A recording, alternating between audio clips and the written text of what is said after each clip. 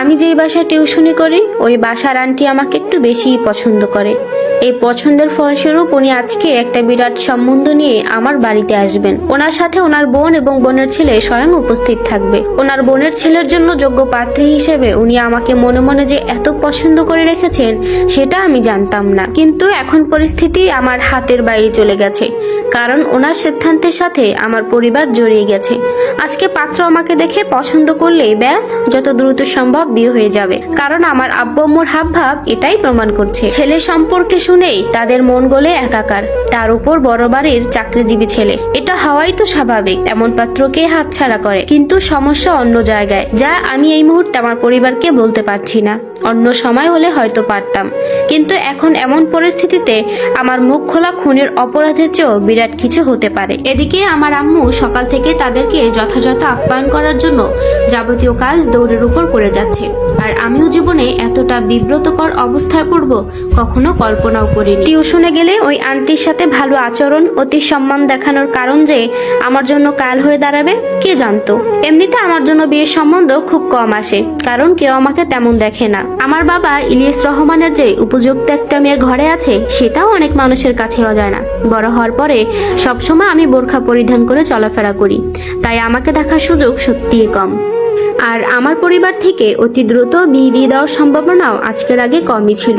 কিন্তু জানি না ভালো সম্বন্ধ পেলে মেয়ের মা বাবাদের মাথা এমন এলোমেলো হয়ে যায় কেন। এই যেমন আজকের অপ্রস্তুত ঘটনা এর অন্যতম উদাহরণ। আমার যে আব্বু ছোটবেলা থেকে আমাকে পড়ালেখা নিয়ে এত স্বপ্ন দেখে আসছে, সেই বাবা আজকে বলে 5 বছর পর তুমি যখন নিজের পায়ে দাঁড়াবে তখনও এমন যোগ্যতার পাত্রকেই বেছে নিতে হবে। তাহলে কি দরকার খামোখা ফরজ কাজে দেরি করার? বিয়ে করে ফেলো, স্বামী জব করে খাওয়াবে, তুমি শুধু পরিবার দেখাশোনা করবে। আমার আম্মু সেম কথা বলছে। এমনকি এই টিউশনিটাকে ওরা আমার ভাগ্যের সাথে তুলনা করছে। প্রথম থেকে আমি টিউশনি নেব শুনে খুব রাগারাগি করেছিল, বলেছিল আমার কোন দিক দিয়ে অভাব যে আমাকে কষ্ট করে টিউশনি পড়াতে হবে। কিন্তু আমি তখনও মূল কারণটা বলতে পারিনি, আর এখনো বলতে পারছি না। আমার শুধু মনে হচ্ছে আমি শেষ, হয় আমার বাকশক্তিকে কবর দিতে হবে, না হয় বেহায়া মেয়েদের মতো আব্বু আম্মুর মুখের উপর কিছু বলার জন্য প্রস্তুত হতে হবে। 12:30 বেজে গেছে। আম্মু বারবার আমাকে ইশারা দিয়ে বলছে তাড়াতাড়ি গোসল করে চুল শুকাতে, ওদের আসার সময় হয়ে যাচ্ছে। কিন্তু আমি ফোন হাতে উদাস চেহারায় বসে আছি। একটু পরপর একটা নাম্বারে ফোন দিচ্ছি, কিন্তু রিসিভ হচ্ছে না।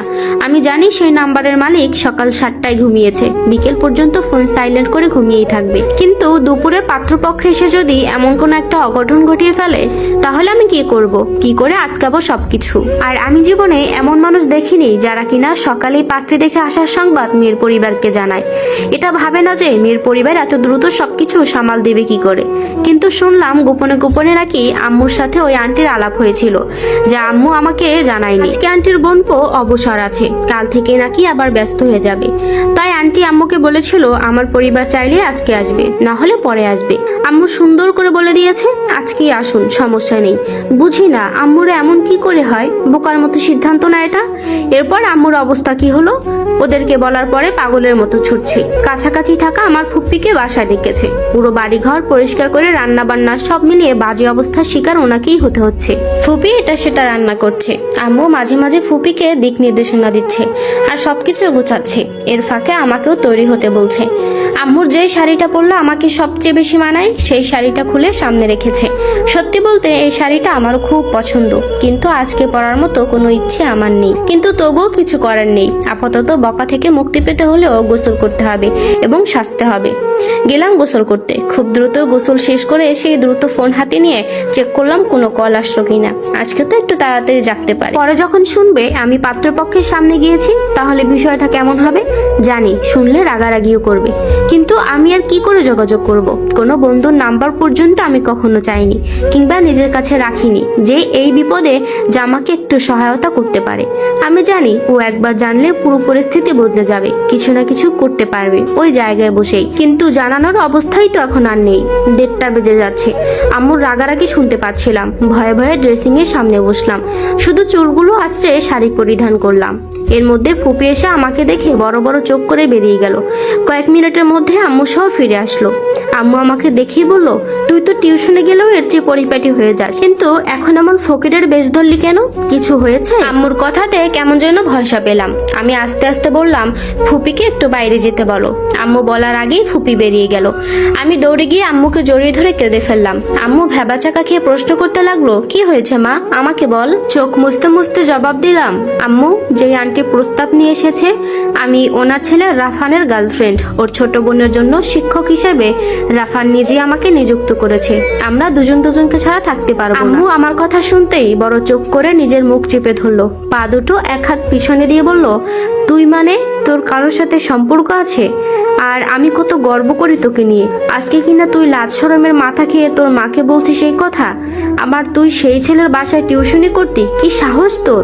আমি আস্তে আস্তে বললাম, তুমি থামবে আম্মু, এই যুগে কার সম্পর্ক নেই? এই তোমাদের মতো মা বাবাদের ভয়ে সন্তানরা মান সম্মানের চিন্তা না করে পালিয়ে যায়।